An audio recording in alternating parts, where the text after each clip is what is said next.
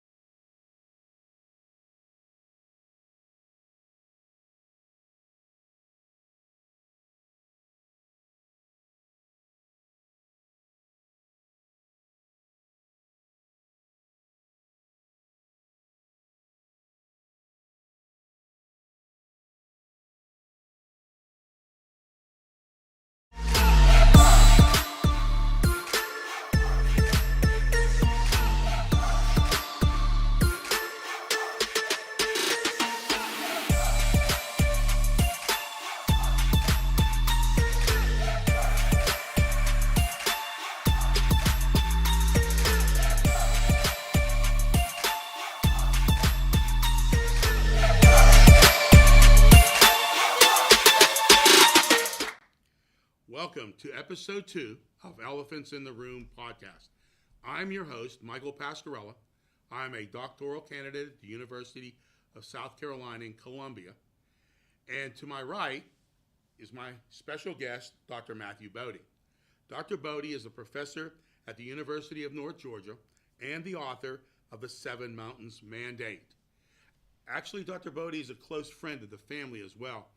He graduated with my eldest son, David, and he's worked with me on many projects, one of which is Elephants in the Room. I sent him some information, and he developed the paragraph that we use each month to introduce our show. Dr. Boedy, let me give you the opportunity to read that to the audience.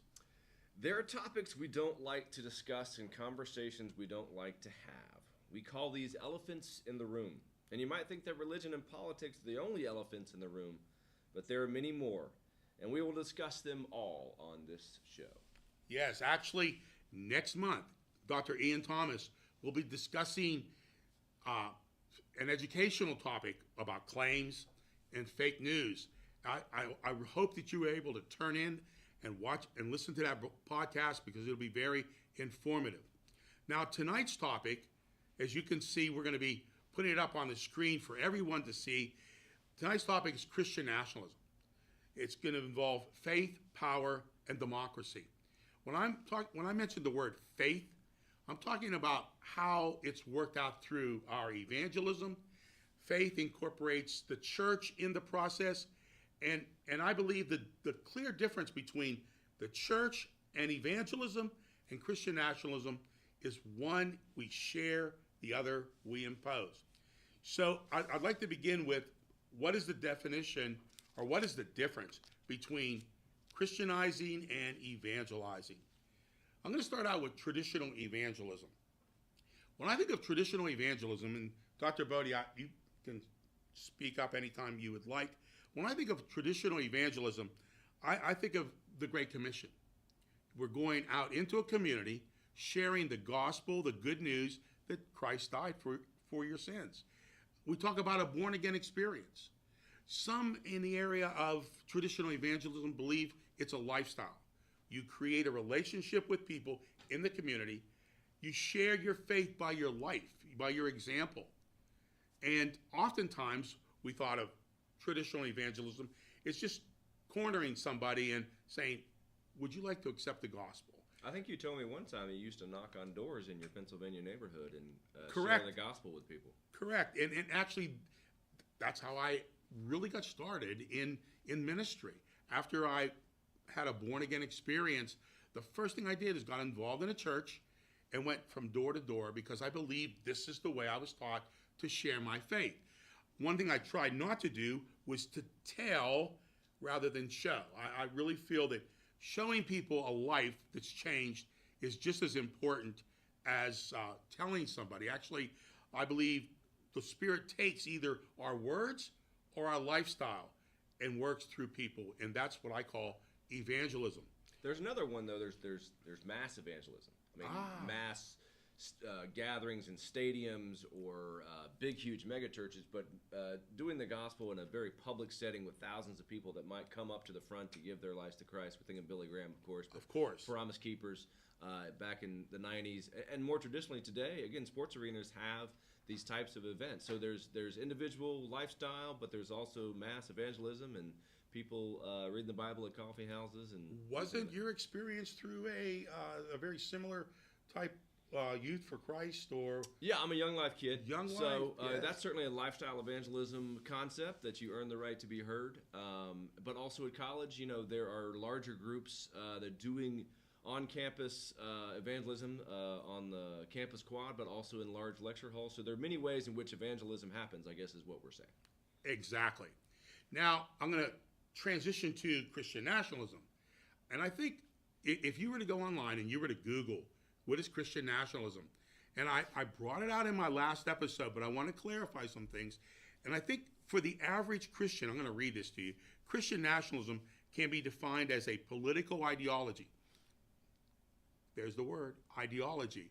We want to use the word sharing in Christian ideology, we're thinking of the term imposing an identity of culture, building that in the United States because it was founded as a, quote, Christian action. And its laws and government should reflect a Christian value. Now, the key difference here to me is when we impose, and this is where I feel Dr. Boedy is more of the expert than I am even, because my dissertation talks about this. He actually has defined it to a very important science that we need to look at from a Christian perspective. Christian nationalism is having dominion, and it's based on a concept in Genesis chapter 1, but it's, I believe, taken out of context. And I would like Dr. Boedy to elaborate on that because it incorporates biblical laws into all aspects of society. Sure. And a dominion mandate. Yeah. So if you think about lifestyle evangelism, you think about that on the individual level. You talking to another person or you talking to a group of people about your decision to follow Christ or your lifestyle, your being a member of a church. With Christian nationalism, I think of that as an institutional Christianity, or an imposing a Christianity through institutions. And we're talking about not just government institutions, but educational institutions and business institutions. The Seven Mountains Mandate is a strategy of Christian nationalism to impose or Christianize America through these 7 institutions. So when we say they work at the institutional level, they want to pass laws and they want to pass policies and they want to put into place institutional elements to make our nation Christian. That is not in the same manner. In fact, is perhaps opposite of evangelizing. When we think of evangelizing and perhaps making America a Christian nation, you might think of making the majority of the people Christians or having the majority of the people convert to Christianity or identify with Christianity. Yes. That is not what the Seven Mountains are doing. So the difference between Christian nationalism as an ideology is pushing an agenda that is more than just the gospel. And I call this, and again others as well, it's the New Testament shift. The New Testament is focused on a spiritual kingdom, a spiritual identity per se. And it requires submission, not imposing your will on government. I look at government and Christianity as a biblical aspect of Christianity, as the way some people would look at sovereignty and human responsibility. They're both given to us as we could even use the term mandate, but they're completely different. One we submit to, which is the government in Romans chapter 13, and the beginning is to shift towards a submission to the authority of Christ. And it's really a submissive difference that I don't see in those who really support Christian nationalism. And actually, here's a good point. You mentioned Genesis. Let's finish with that point, sure. right? So the verse in Genesis they talk about is often called 126. It is often called the dominion verse because Exactly. it tells us to go out and take dominion over the world, to farm and to do land and to use creation. And most traditional interpretations or most commentaries or most pastors would tell you that is about humans using the earth, whether in a good way or a bad way, to take dominion over that. The people that follow the Seven Mountains Mandate or Christian nationalism want to make that a political verse and an institutional verse, not merely a human verse, but a nationalized verse. That is, they read it as humans taking dominion through nationhood or making America a Christian nation. And I think that's the difference between we'll say, a misinterpretation of that verse. That is, it's about humans using God's creation versus humans using political and social institutions to further the kingdom. Quite a difference there. 100%. And therefore, I can be patriotic and clearly not be a Christian nationalism. Patriotism is something that I feel is inward. It's something that I hold to within myself, and I don't have to brag about it. I don't have to flaunt it among others. I think what happens in Christian nationalism, the identity and the focus is no longer on the inner person. It's the outward behavior of the person. And I Would think you this is agree where with that? the individual versus the institutional matters. You can be individually patriotic. We are individually patriotic. We think our nation is great, or we think that it is special, perhaps. Yes. But at the institutional level, to institutionalize patriotism is not merely to have everyone do the Pledge of Allegiance in your schools or to have everyone believe that your nation is great. It is to institutionalize perhaps a divine blessing, that is, God has become a patriot of your nation. That is the difference between Constantine tried this in Rome, and we note that the Roman state was not more spiritual as a result of his Christianization of Rome. It's happened throughout history, and we're going to be talking here in just a few seconds about the Puritans and how that was infused into America. But the last thing I want to mention is that if we're constantly watching social media, we are going to get a completely different perspective of, and we're going to be bombarded by whatever the media proposes. I would encourage you to go out and do your own investigation, not just follow a particular media brand, whether it's anything on the left or on the right, but do your research. And I'm hoping that's the purpose of this podcast, is to inform you. I'm not trying to tell you, I'm trying to inform. And sometimes if I come across like I'm persuading, yes, I will persuade, but I don't want to just tell. To me, that's dictatorial, and that's actually what I feel happens when we are following a mandate to that degree. And actually, think about this as a Christian. If I elevate politics, am I putting it on the level that I should put Christ?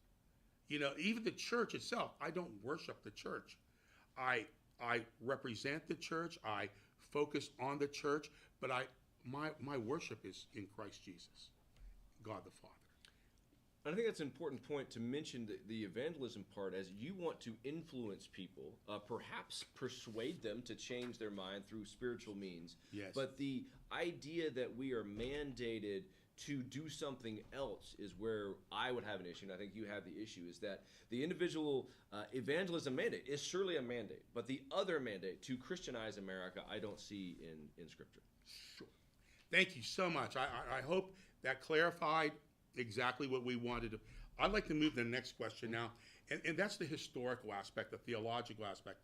How does post-millennialism, which is the theological doctrine behind Christian nationalism, and I want Dr. Boedy to expand on that in a minute, but what I wanted to do first is kind of define it for you. Again, if you were to go to Google,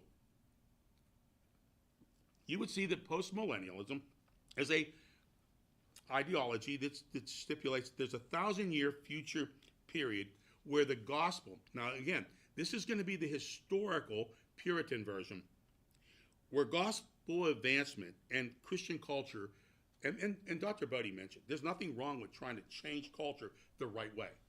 As long as we are doing it according to Romans 13, we're submissive. Paul, in the New Testament, brought things before the government. And I think that's a legitimate thing to do.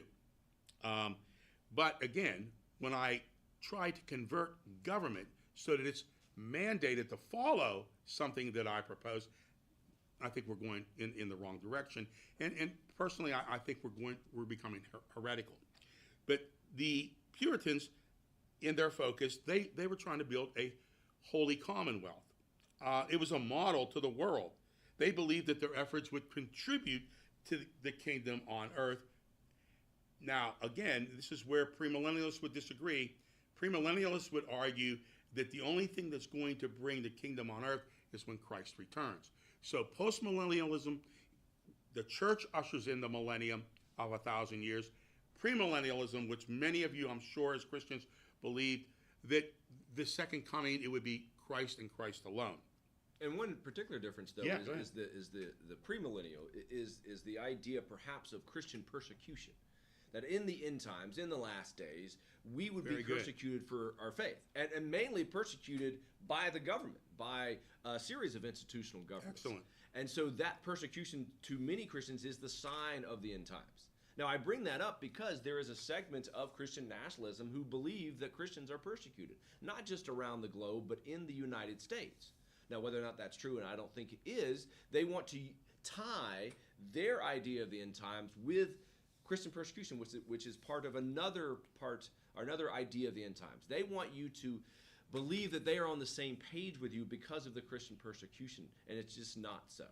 And that's exactly why I wanted this particular podcast today with Dr. Boedy, because I've had so many talk to me about, well, I feel I'm a Christian, but I'm torn between the two worlds. Well, I believe at one time I was torn between those two worlds. And I finally came to a realization, and I'm not making it sound like it's an epiphany and all of a sudden I saw the light. No, I think it was through study, through the word, through prayer, and actually talking with Dr. Boedy about the issue of falling into the Christian nationalist mandate ideology. And I was very close to that. And I feel my dissertation, the work that I'm doing now, will show you actually how I changed in that process. I don't expect you to read the dissertation, but I hope one day it becomes published as a book. But one of the things I do want to mention, and that's the transition to the current form. I believe the Puritans, they had a misconception, but this has really taken it to the next level. Because again, and Dr. Boedy brought this up, all the major institutions come under the imposition and a mandate. Project 2025, we're seeing much of that being incorporated into many aspects, especially the area of education, which I will talk about, and so will Dr. Boedy in the next coming moments. But names that you might want to look at, it would be R.J. Rushdoony. He was one of the ones who was very influential in the transition between the Puritan concept that I mentioned and the Christian nationalism today. Gary North would be another. Dr. Boedy, do you have any others that you would bring out?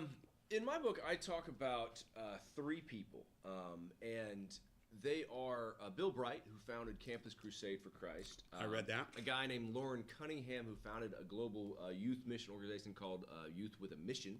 And then there was Francis Schaeffer, who is an American who lived in Switzerland for a while, and during the 70s and 80s really was a big name in Christian circles, because he talked about this influence that we should have over all these 7 areas, not just the government or politics. He and his son pushed a very anti-abortion movement upon evangelicals. He's famous for that. And then also, of those 3 people, I just want to mention that they all shared some link to the very 2 people that you just mentioned. R.J. Rushdoony was sort of the guru, scholar behind these things, and these 3 other people pushed these ideas through ministry, through Campus Crusade, through Youth with a Mission. And then Francis Schaeffer did it through his many books and through many people that read his books, just like me.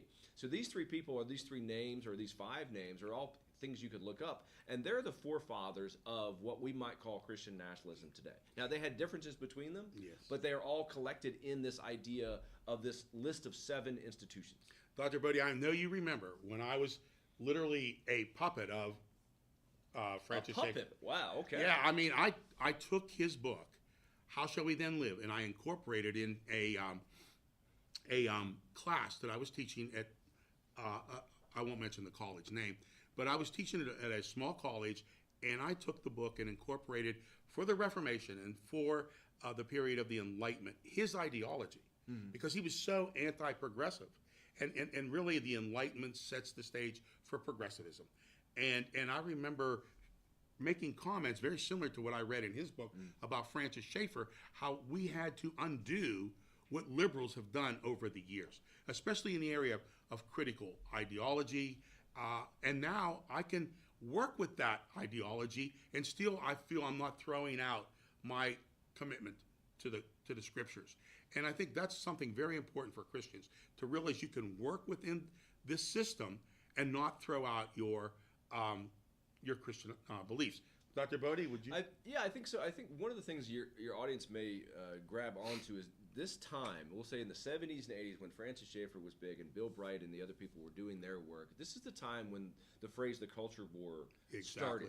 And so what we mean by the culture war is taking back the culture from these anti-Christian forces, from these demonic forces, from all these ism ideologies you just mentioned, and so to not merely influence the culture, but then to take it back for Jesus. That is the Christian nationalism mandate. And how they went about doing that, the strategy of the 7 Mountains mandate. And I just want to do a book plug right now with my own book. Oh, yes. Please do. The 7 Mountains mandate, the exposing the dangerous plan to Christianize America and destroy democracy.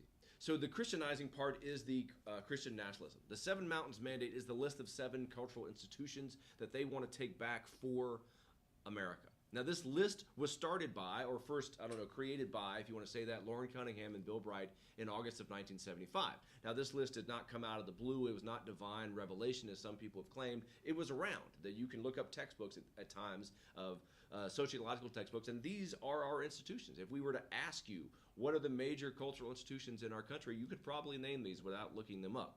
They wanted to take these back because in 1975 they thought that these institutions had been taken over, mainly through the 60s, through isms and ideologies, through education, through government, and they wanted to not merely influence these, but to take them back. Yes. And that idea was planted in charismatic churches and other churches through the 70s and 80s, through the work of Francis Schaeffer, until we get to around 2000, when I think the most important idea is the idea that this mandate came to be. So this list was out there. They wanted to influence them. They wanted to put their graduates of Campus Crusade and Youth with a Mission into these places to have them influence society. But what made it a mandate, what moved it from influencing to a mandate, is the idea of spiritual warfare. Now, we understand spiritual warfare individually. We talk about verses in the Bible that says you should fear the devil because he crouches around like a lion, and you should put on the breastplate of righteousness. Those are all individual ideas of spiritual warfare. They institutionalized it. They saw institutions as fighting against God, and not just government institutions, but higher education being one of them. And they wanted to undo that institutional demonic power by taking them back. Can I bring something in here? Sure. Actually, it fits perfectly. They're creating an us versus them mindset, and that's very dangerous. Actually, one of the historians, religious historians, Mark Knoll, who I really have used in my dissertation throughout it, made this comment. This type of Americanism, he said, may be worse than totalitarianism. And I think we're bringing that. That's a strong statement. Yeah. And only someone like Mark Knoll could make that kind of a statement, because to most, if I stated it, would be a claim, and I probably would not be able to support it. But obviously, if you read his book, and I promise you this, if you email me, text me, I will send you the sources that we're using, Dr. Boedy and I, and I'll be glad to share all these with you.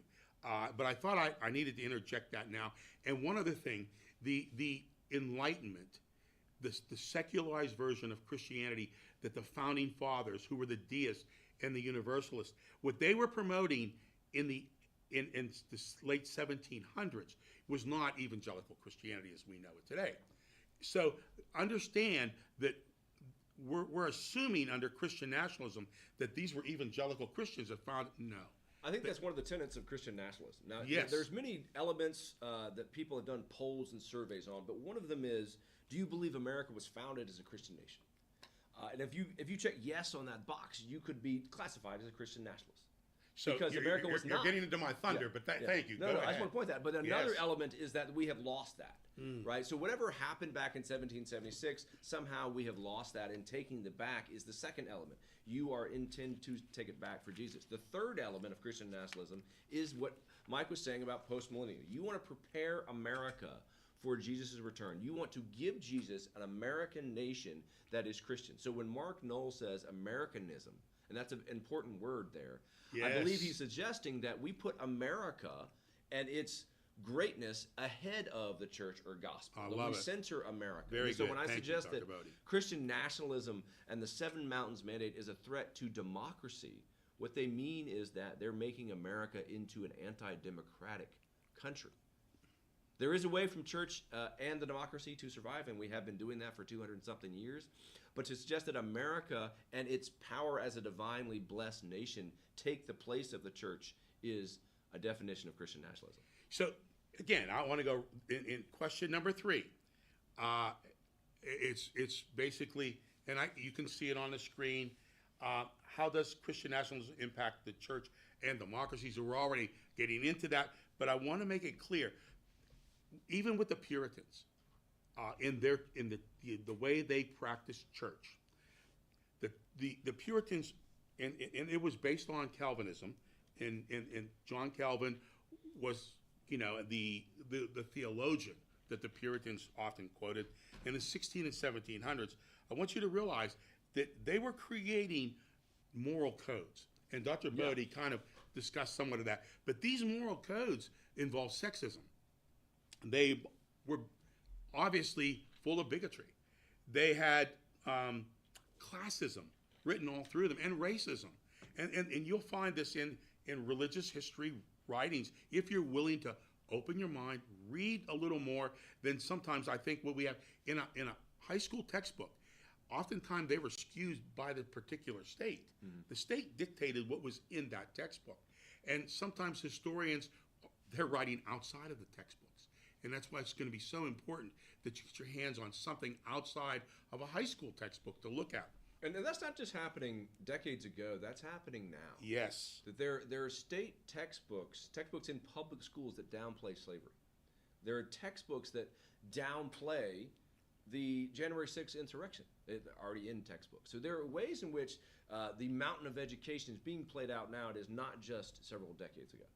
Calvin's edict at that time, and the Puritan edict at that time, was that everyone must be successful in the world and in a way to fulfill the mission of America. Well, God never said anywhere in Scripture that America was given a mandate to do this. But we have taken it upon ourselves, the city on the hill concept, and you're taught that in your high school text. When the decline of Calvinism in the 1700s, when the decline of Calvinism took place, you saw enlightened ideology and democracy being elevated. That's when you began to see this dissension brewing again. And I think that's when, again, we're going to see the rise of a form of Christian nationalism, but it's an ebb and flow. And I think we're just seeing now one of the high points of Christian nationalism today. And I trace it in my dissertation historically, even through the different presidents, as we see who was supporting and why were they supporting a political party, going all the way back to Nixon. Now, if you want information regarding that in particular, again, text me and I'll be glad to send you parts of my dissertation. I would have no problem with that. And lastly, I think we find that over time, Puritanism was mummified. It became a non sequitur. It wasn't of any value anymore. And evangelical Christianity that we know today departed from the Puritans. As a matter of fact, they saw them as a more pharisaical group than a spiritual identity. So if you think about the Puritans, yes, and 1700 and 1776 and the Enlightenment, there's a reason. It's not a coincidence that America was founded during that era. Yes. That it is not merely founded as a Christian nation, even though perhaps the first people that landed in Massachusetts were Christians. There was another colony in Virginia that was not necessarily full of Christians. So the part of Christian nationalism today is that America was founded as a Christian nation. As you said before, it's come along, ebb and flows, but mainly since the 70s and the 80s, when evangelical Christians were brought into politics by people like Jerry Falwell and electing presidents like Ronald Reagan. That has formed the modern day version of Christian nationalism. But we add the spiritual warfare part. We add that they've been winning and losing throughout the decades of different things, particularly over abortion, and to get to a point around 2000 where they say, we need to institutionalize this mandate. We need to have these 7 areas taken over. Yes. And they begin to not merely find individuals to run for office, even though that is the case. They organize themselves into groups that train voters, train biblical citizens to go about and run for school board, run for community office, to organize people in their churches. And that has come to a group now that I write about in the book called Turning Point USA. Turning Point USA was founded by a guy named Charlie Kirk in 2012. You might have heard of Charlie Kirk in recent months. Sadly, he was assassinated on a college campus in Utah on September the 10th. Charlie Kirk was the founder of Turning Point. He was also the face of it. He was the person that directed it, and he specifically directed it in the last 2 years to Christian nationalism. That is, his idea of the 7 Mountains Mandate means to create an arm of Turning Point for each of these 7 areas. Turning Point is a massive, sprawling organization that has arms not merely on college campuses, but in each of these individual areas. And that's what made it and makes it a powerful group in Christian nationalism. Here's something and I wanted to tie this in. I'm glad you brought that up. I want to transition, though, first. How Christian nationalism affects, well, we'll talk about social justice in a sense, and Dr. Boedy, I hope you handle that. I want to talk about public education. Yeah, it's one of the mountains. Yes, one of the mountains. I think over the years, and the concepts we're talking about is a spiritual concept and a political identity, right? They can run side by side like a railroad track, and somewhere in God's future, we'll understand why he purposed them to be together in the New Testament. But when we conflate them, when we combine them, and I think this was done specifically under the Nixon administration to incorporate the religious right into the conservative right politically. So this has been going on. You mentioned Jerry Falwell. Yeah.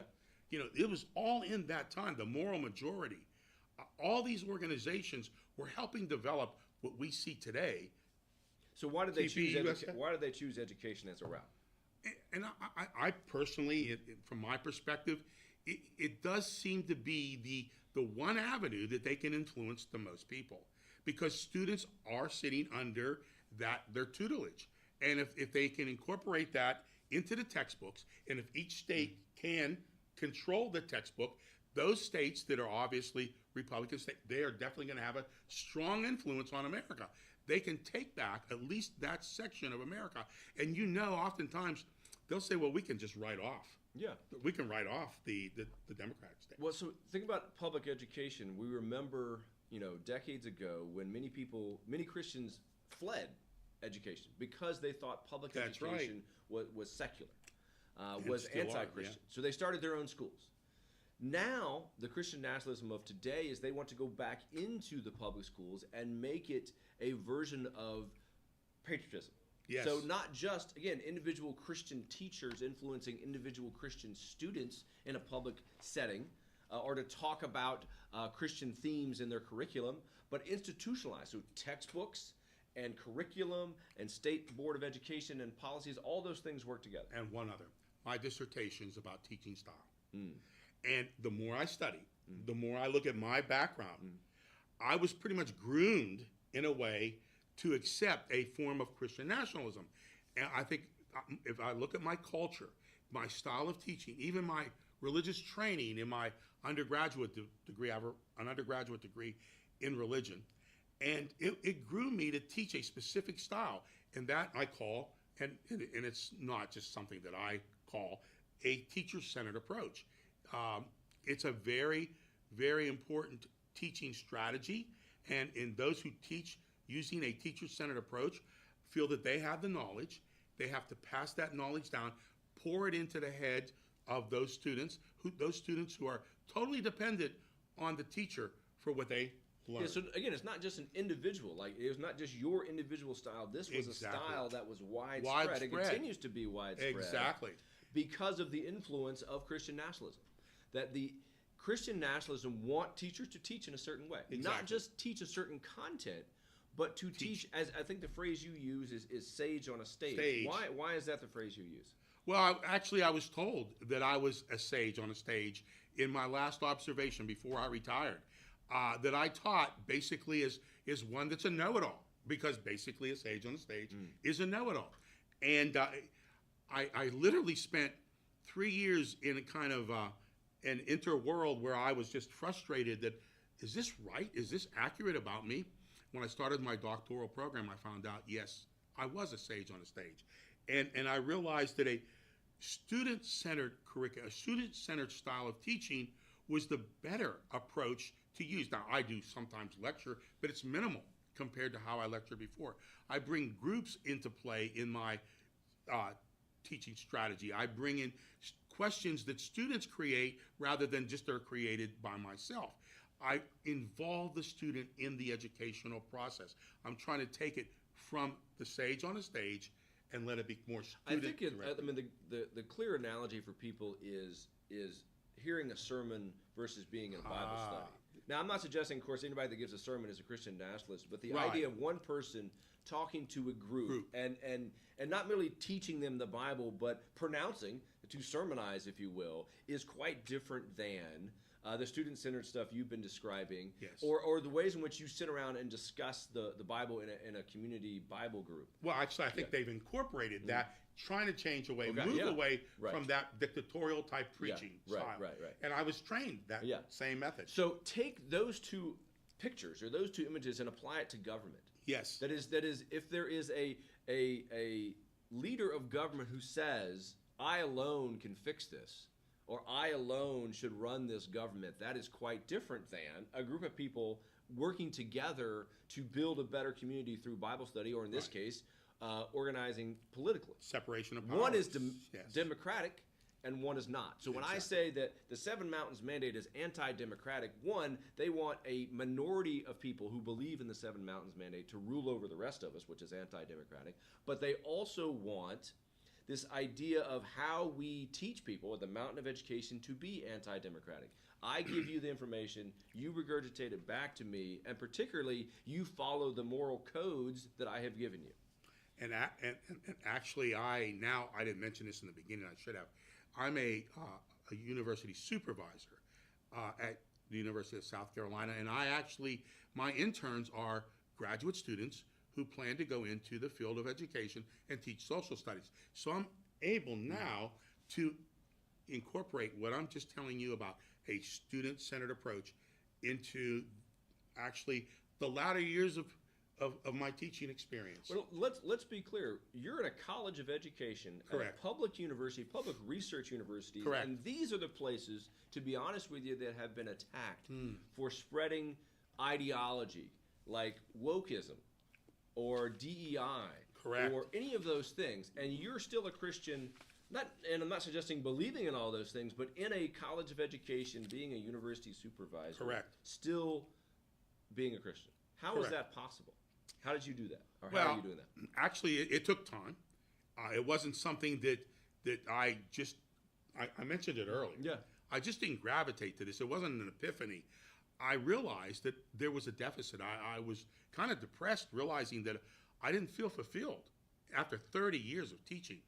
And over time, and I did much reading, much praying, and I looked at the scriptures. I had to obviously look at things from a different lens. I realized I was not open-minded at all. All these things work together. I've talked with you for over years about this very, very topic. So I had spiritual colleagues that helped me. I had professors at the university. I began to make transitions. I don't just buy everything, from a left perspective or a right perspective. I now can analyze, and I feel comfortable. And I really feel the joy and peace that the parts of Christianity that I wanted is actually now something that I can experience because I'm not trying to be a performance-based operator any longer. So the question of how Christian nationalism affects public education, you got an answer right there. It affects individuals and how they operate in the classroom. Exactly. But also, it seems to lessen their ability to live out the Christian life that we would agree is good. That you found more freedom in being able to analyze college of education materials versus being a lecturer / sage on a stage in a classroom. Right. And actually following after, I used the strong word puppet, but I was following after Francis Schaeffer. I wanted to be a Francis Schaeffer-like professor. And I realized that this was not what I believe God intended for me. And here I am today doing this broadcast, this episode of Elephants in the Room. Now, there's one other area, and I'm going to let you handle this. How difficult, and you kind of brought this, you just brought it up. How difficult is it to maintain a Christian witness in this age of power and ideology? Now, remember, I mentioned faith, and we talked about faith pretty much as evangelism, correct? Yeah, right. And then power, we're throughout. Power was covered throughout. And ideology. So, as a Christian, I'll let you answer this. How difficult is it maintaining? Here you are at a university trying to do the same thing. You're being attacked. You've been called a liberal.